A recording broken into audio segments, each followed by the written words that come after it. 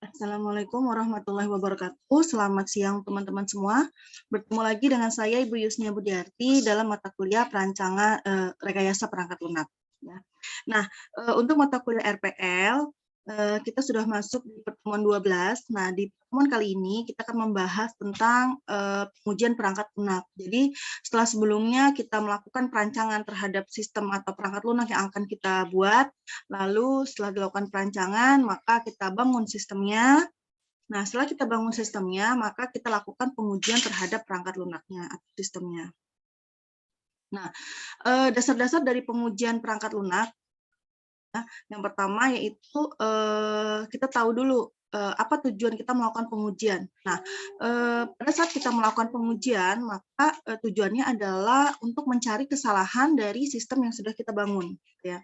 Jadi, cari dulu pengujian perangkat lunak yaitu proses menjalankan dan mengevaluasi sebuah perangkat lunak secara manual maupun otomatis ya untuk menguji apakah perangkat lunak sudah memenuhi persyaratan atau belum, atau untuk menentukan perbedaan antara hasil yang diharapkan dengan hasil yang sebenarnya. Jadi pada saat awal kita merancang suatu perangkat lunak itu kan kita sudah melakukan analisis kebutuhan. Setelah kita lakukan analisis kebutuhan kita sudah diketahui. Nah, pada saat kita melakukan perancangan atau pengembangan perangkat lunaknya, maka kita harus melakukan pengujian. Untuk apa? Untuk menemukan perbedaan antara hasil yang kita harapkan dengan hasil yang sebenarnya pada saat perangkat lunak tersebut dibangun. Nah, pengujian yang baik adalah pengujian yang memiliki kemungkinan besar dalam menemukan kesalahan sebanyak mungkin dengan usaha sekecil mungkin. Ya. Nah, tujuan pengujian yang pertama menilai apakah perangkat lunak yang dikembangkan telah memenuhi kebutuhan pemakai. Kedua adalah menilai apakah tahap pengembangan perangkat lunak sesuai dengan metodologi yang kita gunakan. Jadi kalau misalkan tadi kita gunakan metode iteratif, benar pengembangannya sesuai ya yang kita kembangkan dengan metodologi yang kita gunakan. Lalu yang ketiga yaitu membuat dokumentasi hasil pengujian yang menginformasikan kesesuaian perangkat lunak yang diuji dengan spesifikasi yang telah ditentukan. Jadi pada saat kita melakukan pengembangan perangkat lunak, ya, nah pada saat itu juga kita melakukan dokumentasi programnya. Nah, tadi pada saat kita melakukan pengujian, kita membuat dokumentasi hasil pengujiannya, ya, dan menginformasikan apakah perangkat lunak yang kita bangun sudah sesuai dengan spesifikasi yang telah ditentukan. Nah, testability. Nah, testability adalah kemampuan perangkat lunak untuk dapat diuji. Artinya seberapa mudah sebuah program komputer untuk bisa diuji. Nah, karakteristiknya apa saja pada testability perangkat lunak ini? Yang pertama, kemampuan untuk bisa dioperasikan. Jadi perangkat lunak yang kita bangun harus bisa dioperasikan atau operability. Berikutnya adalah kemampuan untuk bisa diobservasi. Jadi perangkat lunak yang kita bangun ya harus bisa kita observasi ya pada saat awal perangkat lunak itu digunakan atau diuji. Lalu kemampuan untuk dapat dikontrol, dikelola, dan kemampuan untuk dapat disusun, lalu memiliki kesederhanaan atau simplicity. Jadi program yang kita bangun lebih sederhana sehingga user friendly, jadi mudah digunakan oleh user. Lalu stabil, ya, artinya perangkat lunak yang kita gunakan sebisa mungkin tidak terjadi error pada saat perangkat lunak tersebut diimplementasikan. Lalu kemampuan untuk dapat dipahami, ya, jadi tanpa dilakukan user training, maka user sudah paham bagaimana perangkat lunak tersebut akan dioperasikan. Nah, itu karakteristik dari testability dari perangkat lunaknya. Nah, bagaimana dengan karakteristik pengujiannya? Nah, pengujian yang baik memiliki probabilitas tinggi untuk menemukan kesalahan. Nah, jadi pada saat kita melakukan pengujian yang kita lakukan harus bisa menemukan kesalahan dari program kita. Ya. Lalu pengujian yang baik tidak berulang-ulang. Ya. Waktu dan sumber daya pengujiannya terbatas. Jadi begitu dilakukan uji, pengujian, maka seluruh kesalahan harus sudah ditemukan. Jadi kita tidak melakukan pengujian berulang kali. Lalu pengujian terbaik harus menjadi bibit terbaik, yaitu pengujian yang memiliki kemungkinan tertinggi dalam mengungkap seluruh kelas kesalahan. Jadi pengujian yang baik adalah pada saat kita lakukan uji coba atau pengujian perangkat lunak, seluruh kesalahan itu sudah dapat ditampilkan atau sudah dapat ditemukan. Lalu pengujian yang baik tidak terlalu sederhana ataupun tidak terlalu rumit, jadi standar ya. Nah, untuk pengujian ada yang namanya pengujian white box dan ada yang namanya pengujian black box. Kita biasanya menyebutnya white box testing maupun black box testing. Nah, kita akan bahas tentang white box testing. Nah, disebut juga pengujian kotak kaca atau glass box testing. Jadi mungkin ada beberapa buku yang menggunakan istilah white box, dan juga beberapa buku yang menggunakan istilah glass box testing. Jadi ini sama saja, yaitu pengujian white box. Ya, merupakan filosofi perancangan test case yang menggunakan struktur kontrol. Nah, kenapa? Karena di pengujian white box itu yang kita uji adalah listing programnya, teman-teman. Nah, jadi pada saat kita melakukan pengembangan sistem, yang kita uji adalah jika pengujiannya adalah white box, maka yang kita uji adalah listing programnya, test case-nya. Nah, test case pada white box yaitu menjamin bahwa semua jalur independen di dalam modul telah dieksekusi sedikitnya satu kali. Jadi, kita temukan atau kita cari jalur independennya dari script yang kita bangun. Lalu melaksanakan semua keputusan logis pada sisi benar dan salah, dan melaksanakan semua perulangan atau loop yang memenuhi semua batas operasional, lalu melakukan struktur data internal untuk memastikan kebenaran. Jadi di sini seperti percabangan, perulangan, ya. Nah, itu semuanya akan diuji di white box.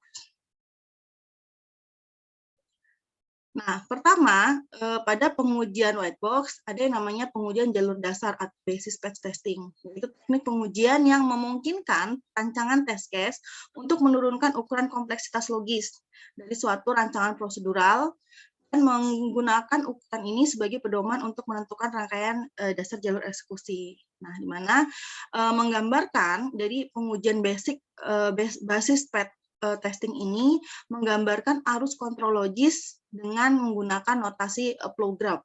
Ya, jadi pengujian white box yang kita uji adalah listing programnya, lalu dari listing program tersebut kita gambarkan dalam bentuk notasi grafik alir atau flow graph. Ya, seperti itu. Nah, ini contoh gambaran dari notasi flow graph, jadi dalam bentuk lingkaran seperti ini. Ya. Jadi notasi grafik atau notasi flow graph adalah notasi sederhana untuk merepresentasikan aliran logis kontrol logis. Jadi ini adalah notasi yang kita buat untuk kita jabarkan bagaimana alur logika dari suatu program tersebut. Ya.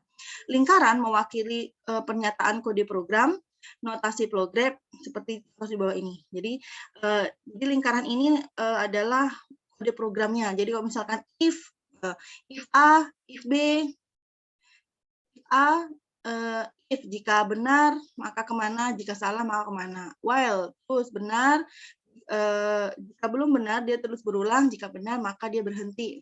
Ini. Nah, alurnya ini until perulangan juga, dan ini tes percabangan dalam bentuk tes alur programnya seperti ini. Nanti kita lihat contohnya bagaimana cara membuat alur flow graph.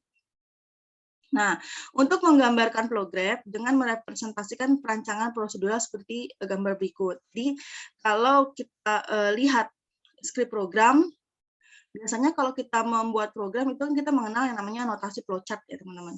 Nah, di notasi flowchart kalau kita buat flowchart kan gampang karena kita memang sudah belajar dari semester 1 ya, bagaimana kita membuat flowchart. Maka ini untuk decision gitu ya.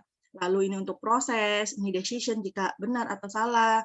Nah, ini untuk perulangan, jika kembali gitu ya, dan seterusnya. Nah, ini alur notasi flowchart-nya. Nah, bagaimana cara kita membuat alur programnya gitu ya. Nah, ini alur programnya seperti ini. Jadi, yang lingkaran ini disebut node, nih node ya. Sedangkan panah nih, nah ini disebut edge ya. ada node, ada edge.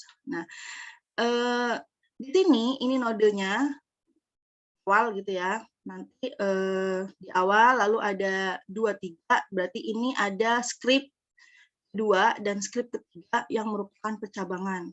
Nah, di script percabangan kedua dia akan bercabang ke script 6, sedangkan script 3 atau kode program di baris ketiga akan bercabang di baris 5 dan 4 dan 5 seterusnya seperti ini ya. Lihat. Ini contoh programnya. Nah, lingkaran menunjukkan node tadi ya, merupakan satu atau lebih pernyataan prosedural, jadi pernyataan di program node ini, lalu pernah menunjukkan edge atau link, merupakan aliran kendali tadinya, ini node, ini adalah kode program, baris dari kode programnya, sedangkan edge ini adalah alirannya, ya, barisnya atau linknya kemana. Ya. Lalu region adalah area yang dibatasi oleh edge dan node, ya. Nih. Region 1, ya, region 2, region 3, dan region 4 di luar. Jadi area yang dibatasi oleh edge dan node, namanya region.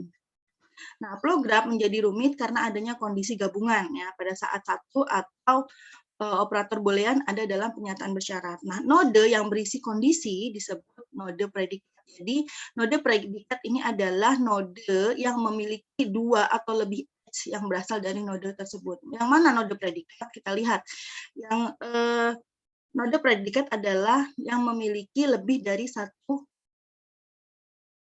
edge ya. Berarti ini node 1 ini memiliki 2 edge, yaitu yang mengarah ke 23 dan yang mengarah ke 11.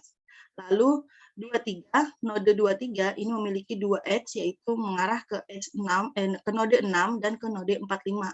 Seperti itu. Lalu 6, ya, node 6, dia memiliki, dia disebut dengan node predikat karena dia memiliki 2 edge, yaitu ke node 7 dan ke node 8. Nah, seperti itu. Sisanya adalah node biasa. Jadi node predikat adalah node yang memiliki 2 atau lebih yang berasal dari node tersebut. Nah, ini contoh logika gabungan ya. Ini misalkan A, B kemana gitu ya. Nah, predikat node adalah ini A dan B. Kenapa? Karena node A ya dia memiliki 2 edge, yaitu ke node B dan ke node X. Sedangkan node B dia merupakan predikat node. Kenapa? Karena dia memiliki 2 edge, yaitu ke node Y dan ke node X. Seperti ini ya. Nah, ini kalau kita gambarkan sistem programnya if A or B. Nah, if A or B dan prosedur X, else prosedur Y. Selesai. Ya. Ini contoh dari pembuatan program. Nah, bagaimana kita berikutnya di dalam white box ada yang namanya kan program ya. Nah, ada yang namanya jalur independen. Nah, jalur independen atau independent path adalah setiap jalur yang melalui program yang memperkenalkan setidaknya satu kumpulan pernyataan pemrosesan atau kondisi baru. Nah, jalur independen, contohnya ini pada gambar yang tadi, ya. Pada gambar yang tadi, jalur independennya adalah 1 dan 11. Nah, berarti langsung selesai. Jadi mulai dari awal pemrosesan sampai dengan akhir. Ya. Nah, yang pertama adalah awal di awal langsung ke akhir. Ini 1. Di part 2 adalah dari awal 1 lalu ke 23. Nah, di 23 ini ada jalur berbeda yaitu 6 dan 45. Seperti ini. Jadi setiap jalur yang melalui program ya. Nah, berarti 1, 2, 3, 4, 5 lalu 10. Nah, 10, 1, lalu ke 11. Nah, ini jalur 2. Nah, jalur 3 berarti 1, 2, 6. 1, 2, 3, 6. Ke node 6. Nih, 6. Di 6, ini juga ada 2 jalur, yaitu atau ke 8. Nah, kalau 6 ke 8, 9, 10, 1, 11. Kalau 1, 2, 3, 6, 6 ini melalui jalur ke-7, ya, setelah jalur ke-7, ke-9, 10, 1, dan 11. Ini berarti hanya ada 4 jalur ya di independent path-nya. Jadi kita lihat di kondisinya nih, cabangan atau jalur program-nya.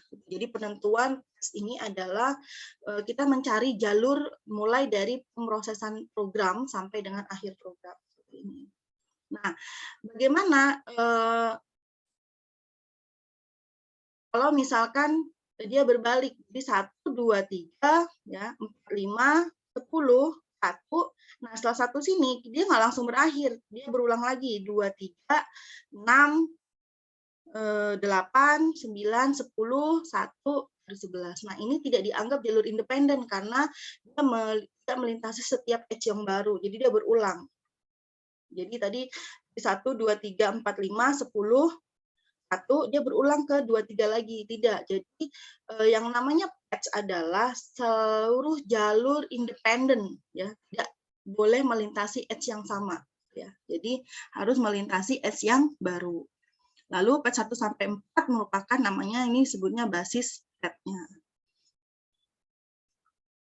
Nah, berikutnya kita mengenal yang namanya perhitungan kompleksitas siklomatik. Jadi setelah kita membuat program, kita tentukan jalur atau jalur independennya, lalu kita hitung kompleksitas siklomatiknya. Nah, kompleksitas siklomatik adalah metrik perangkat lunak yang menyediakan ukuran kuantitatif dari kompleksitas logika suatu program. Jadi kita cari ukuran kuantitatif, jadi dalam bentuk angka. Ya, berarti di sini kita cari hitungan kompleksitas siklomatiknya. Nah, perhitungan kompleksitas siklomatik yaitu jumlah daerah-daerah region program yang berhubungan dengan kompleksitas siklomatik. Ya, jadi regionnya tadi kan ada 4 ya. Nah, kita lihat kompleksitas siklomatik rumusnya adalah dinotasikan oleh V, G sama dengan H dikurang node ditambah 2. Ya, di mana E adalah H adalah jumlah node. Ya, jadi rumusnya adalah VG sama dengan jumlah H dikurangi jumlah node ditambah 2. Nah, untuk kompleksitas siklomatik predikat node, ya, VJ sama dengan predikat node ditambah 1.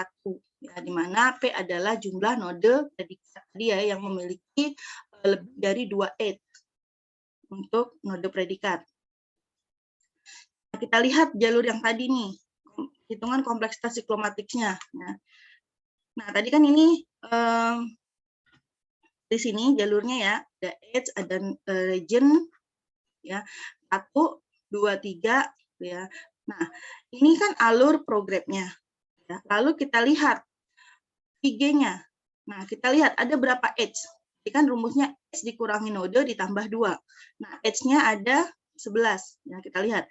1, 2, 3, 4, 5, 6, 7, 8, 9, 10, 11. Nah, ini 11. Jadi ada 11 edge. Kurangi, kita lihat nodenya ada berapa? 1, 2, 3, 4, 5, 6, 7, 8, 9. Berarti ada 9 node. Berarti 11 edge dikurangi 9 node ditambah 2 sama dengan 4.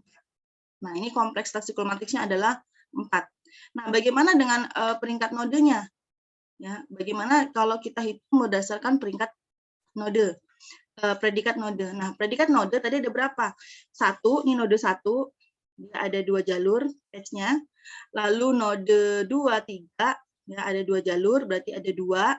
Lalu 6, 3. Berarti ada 3 node predikat, yaitu 1, 2, 3, dan 6.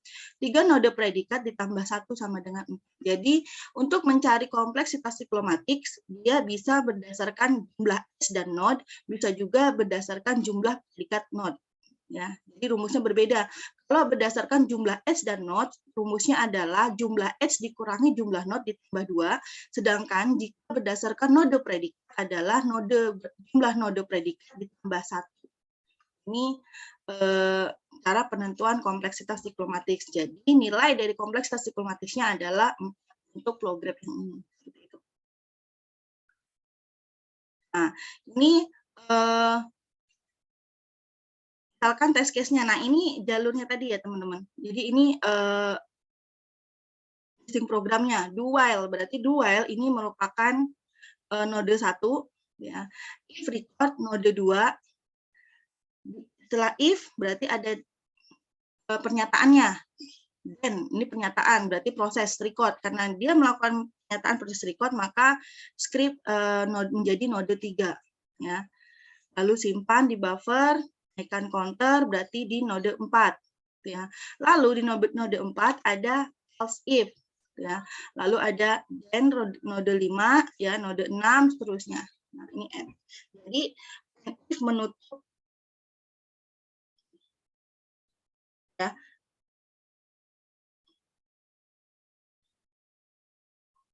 Nah, and if menutup if yang ini, and if yang ini menutup if yang ini. Ya. And if menutup else if yang satu menutup if, sedangkan do menutup do. Programnya langsung kita end. Nah, seperti ini ya. Nah, ini untuk penentuan kompleksitas siklomatiknya. Ya. Nah, berikutnya adalah pengujian struktur kontrol. Nah, tadi di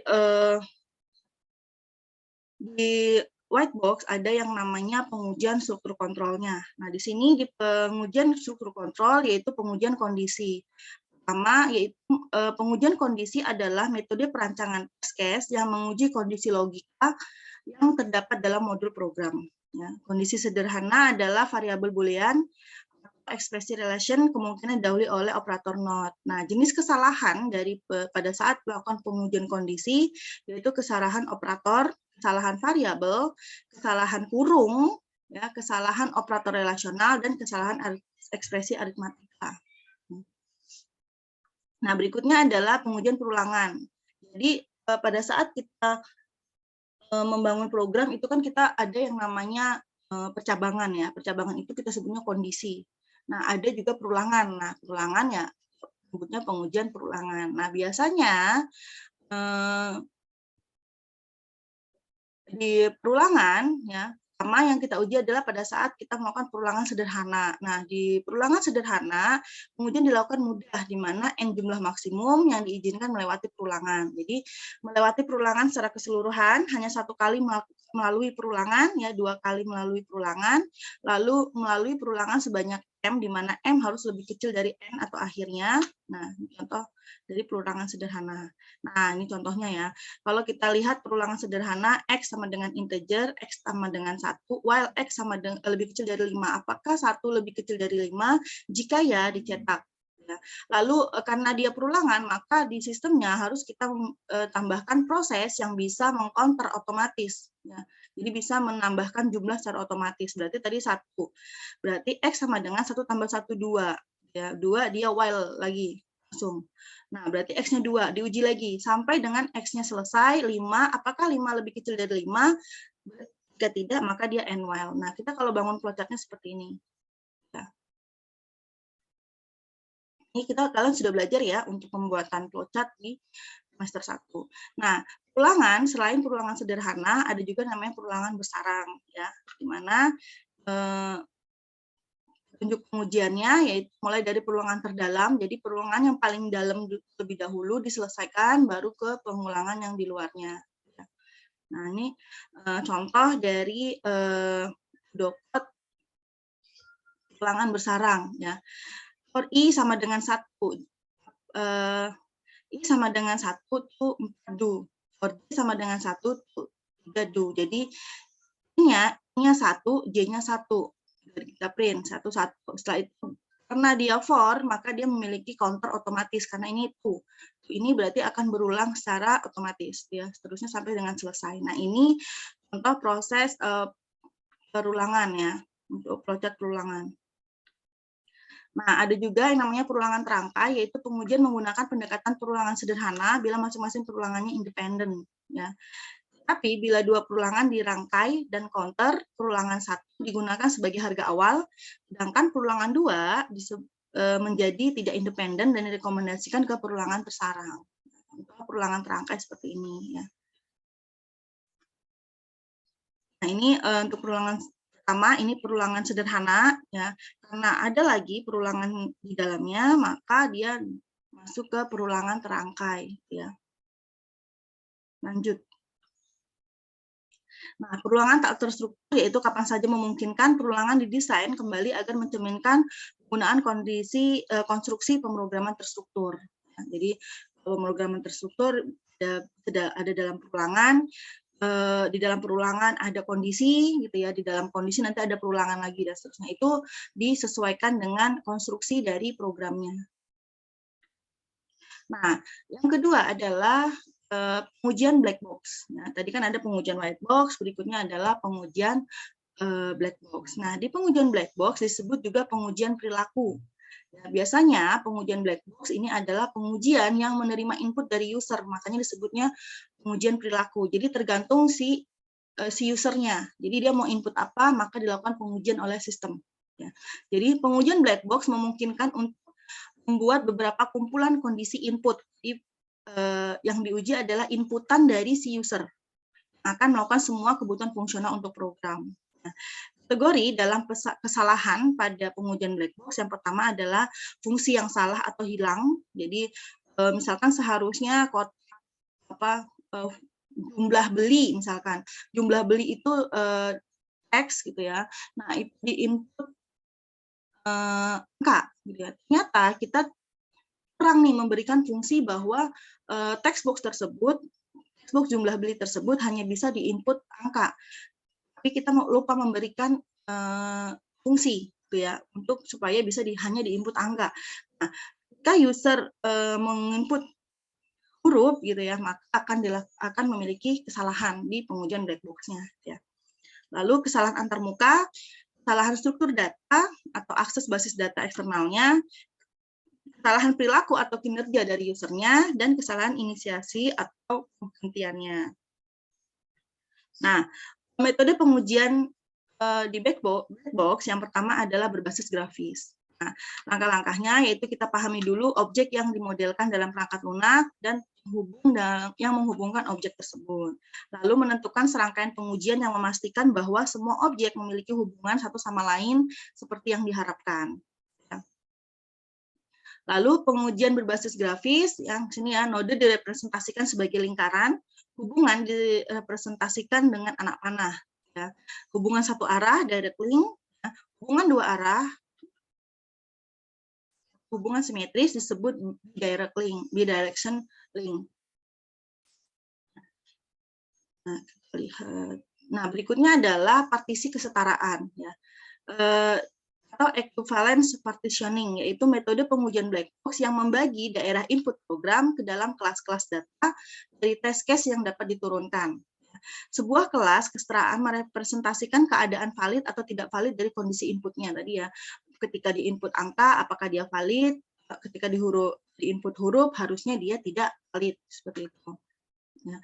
Kesalahan terhadap semua data karakter yang mungkin mengharuskan banyak test case sebelum kesalahan umum teramati. Ya. Nah, ini contoh kelas kesetaraan ya.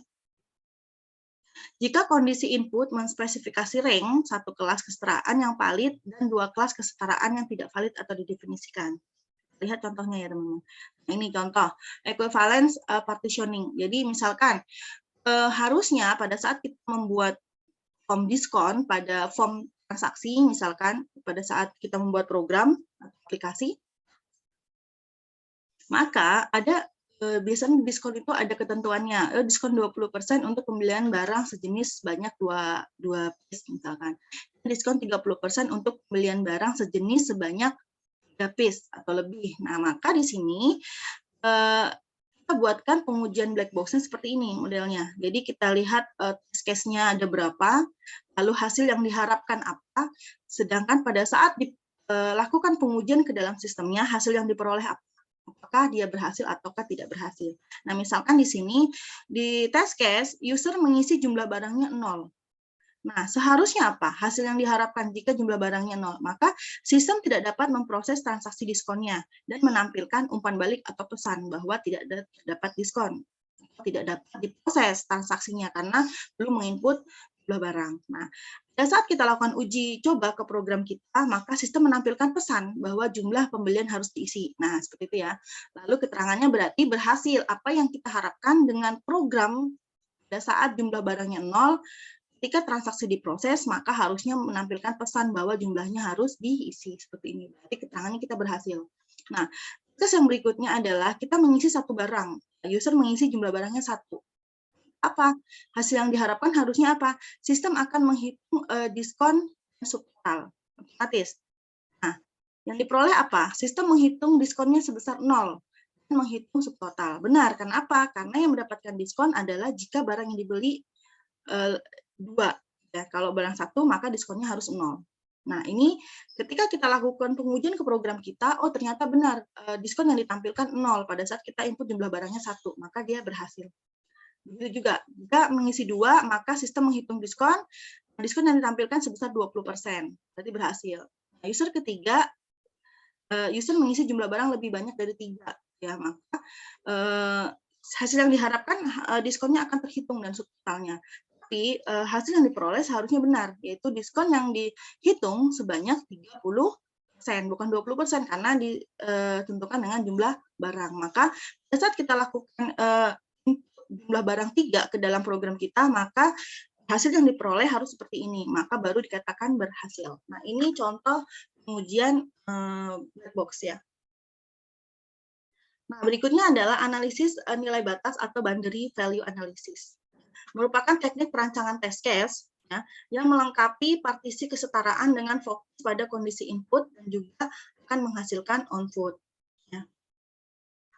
BVA merupakan komplement atau lebih lengkap dari equivalent partitioning, lebih memilih pada elemen di dalam kelas ekuivalen pada bagian sisi batas dari kelas. Kita lihat contoh dari BVA ini, boundary. Nah, jika kondisi input menspesifikasi rank yang dibatasi oleh nilai A dan B, test case harus dirancang dengan nilai A dan B, dan hanya di atas dan di bawah nilai A dan B. Nah, ini sebenarnya pada saat kita melakukan pengujian black box, yang paling kita ditekankan adalah perancangan test case-nya ini, teman-teman. User harus ngapain? User harus ngapain supaya dia bisa diuji. Kita lihat untuk contoh pengujian BVA. Nah, jika sistem menampilkan jumlah stok barang adalah N, jadi jumlah stok barangnya N ya, maka black box testingnya harus kita buat. Test case pertama, user mengisi stoknya 0. Yang kedua, user mengisi stoknya sama dengan 1 sampai dengan batas jumlah stok N. Nah, yang ketiga adalah jika user mengisi lebih dari stok barangnya. Nah, jika stoknya 0, maka harusnya adalah sistem tidak dapat memproses transaksi. Kenapa? Karena barangnya pasti 0. Ya. Nah, pada saat kita uji di sistem stoknya 0, maka sistem harus menampilkan pesan bahwa jumlah harus diisi. Ya. Lalu berikutnya, jika user mengisi stoknya 1. Ya. Jika usernya stoknya 1 sampai dengan N tadi batas stoknya, misalkan stoknya 10. Oh, user mengisi batasnya 10 misalkan. Nah, sistem akan dapat memproses transaksi dan mengurangi jumlah stok. Karena apa? Tadi stoknya masih ada sampai batas N ya. Nah, hasil yang diperoleh pada saat kita melakukan pengujian terhadap aplikasi kita, maka sistem menghitung total dan mengurangi jumlah stok. Ya, benar nggak program kita harusnya seperti ini? Oh, jika benar maka berhasil. Jika tidak, maka ini tidak berhasil. Kita harus review kembali programnya, harus kita ubah lagi. Ya. Berikutnya adalah user mengisi lebih dari stok. Karena stoknya 10, kita isi 50. Nah, harusnya yang diharapkan adalah ya nggak bisa diproses transaksinya, karena nggak ada stoknya. Gitu ya. Nah, maka hasil yang diperoleh adalah sistem harus menampilkan bahwa pembeliannya melebihi stok. Ini baru dikatakan pengujiannya berhasil. Nah, seperti ini ya teman-teman ya. Nah, berikutnya adalah pengujian larik ortogonal. Nah, dapat diterapkan untuk masalah-masalah di mana input domain relatif kecil tetapi terlalu besar untuk mengakomodasi pengujian yang lengkap. Nah, bermanfaat dalam menemukan kesalahan yang terkait dengan logika yang salah dalam komponen perangkat lunak. Nah, contoh pengujian larik ortogonal. Nah, jadi, kita hanya menguji satu form seperti ini, tetapi banyak case yang bisa kita buat. Ya. Jadi banyak kondisi yang kita buat. Ya. Contohnya, jika emailnya salah, jika passwordnya salah, jika emailnya benar, passwordnya salah, jika emailnya salah, passwordnya benar. Nah, jika email dan passwordnya benar, berarti ada beberapa kondisi yang bisa kita input di dalam yang bisa kita uji pada saat menguji satu form seperti ini. Nah, misalkan ini. User tidak mengisi username atau password, atau keduanya. User mengisi username atau password saja. Ya. User salah mengisi username, user salah mengisi password, user salah mengisi username dan password. Ya, berarti ini test case-nya. Ya, test case-nya. Berarti kalau user tidak mengisi username ya nggak bisa masuk. Diharapkan harusnya nggak bisa masuk, nggak bisa masuk, nggak bisa masuk. Nah, harusnya kondisi yang keenam nih, user mengisi username dan password yang benar, baru dia bisa masuk di test case. Jadi, baru user bisa login dengan benar. Ya, maka ini contoh pengujian keamanan pada user login. Jadi ya, test case-nya. Jadi di pengujian black box ini yang kita rancang nih test case-nya. Kita harus tentukan test case-nya sesuai dengan programnya. Ya, seperti ini. Kalau ini berarti jika emailnya salah, jika passwordnya salah, jika tidak diisi, ya, jika salah satu salah, nah itu harus jadi, atau jika keduanya benar, maka baru dia bisa melakukan login. Seperti ini. Nah, teman-teman, nanti tugasnya adalah kalian membuat flow graph dan menghitung kompleksitas siklomatiknya ya, untuk nih, latihan 1 dan latihan 2. Latihan 2 ini kalian membuat deskripsi black box testing seperti ini, ya, seperti ini. Kalian buat test case, hasil yang diharapkan, hasil yang diperoleh, tapi berdasarkan form yang di sini. Ya, berarti ini seperti apa? Oh, misalkan form pemesanan. Oh, berarti tadi jumlah buku, apakah di input angka atau bayar. Nah, ini total harganya berapa? Ya, total harganya, lalu ongkos kirimnya, total pembayaran. Pesan. Jika salah satu ada yang tidak diisi, misalkan email, kota, apakah bisa dilakukan pemesanan? Seperti itu. Ini untuk black box testingnya. Jadi test case-nya silahkan ditentukan sendiri ya teman-teman. Saya untuk tugasnya nanti bisa dilihat di ruang e-learning ya. Tutup. Assalamualaikum warahmatullahi wabarakatuh.